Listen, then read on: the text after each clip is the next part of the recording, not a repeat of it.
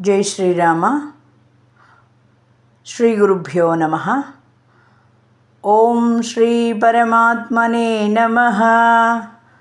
ओम पार्थाय प्रतिबोधितां भगवता नारायणेन स्वयं व्यासेन ग्रथितां पुराणमुनिना मध्ये महाभारतम् अद्वैतामृतवर्षिणीं भगवतीम् अष्टादशाध्यायिनीम् अम्ब त्वामनुसन्दधामि भगवद्गीते भवद्वेषिणीम्। नमोऽस्तु ते व्यासविशालबुद्धे फुल्लारविन्दायतपत्रनेत्र येन त्वया भारततैलपूर्णः प्रज्वालितो ज्ञानमयप्रदीपः प्रपन्नपारिजाताय स्तोत्रवेत्रैकपाणये ज्ञानमुद्राय कृष्णाय गीतामृतदुहे नमः। वासुदेवसुतं देवं कंसचाणूरमर्दनं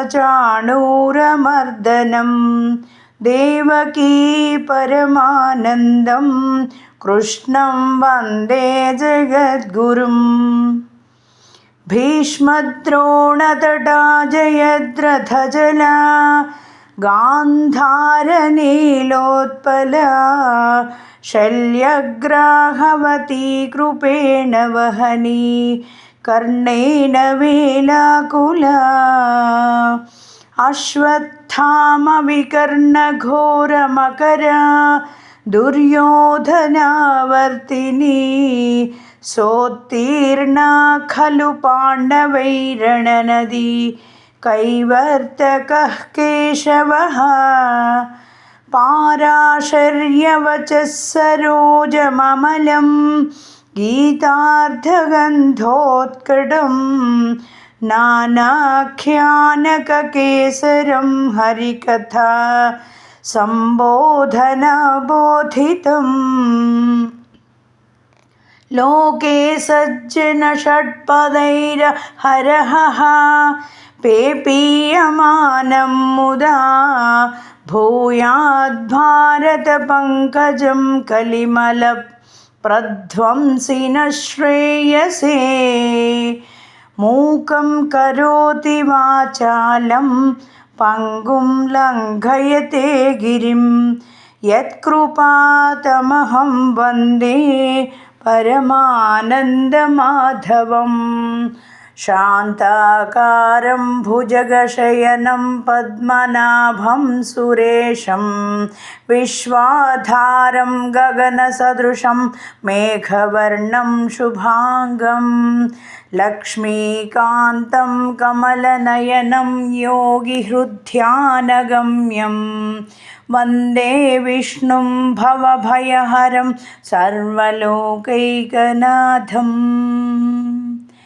यं ब्रह्मा वरुणेन्द्ररुद्रमरुतः स्तुन्वन्ति दिव्यैस्तवैः वेदैः साङ्गपदक्रमोपनिषदैः गायन्ति यं सामगाः ध्यानावस्थिततद्गतेन मनसा पश्यन्ति यं योगिनः यस्यान्तं न विदुःसुरासुरगणाः देवाय तस्मै नमः।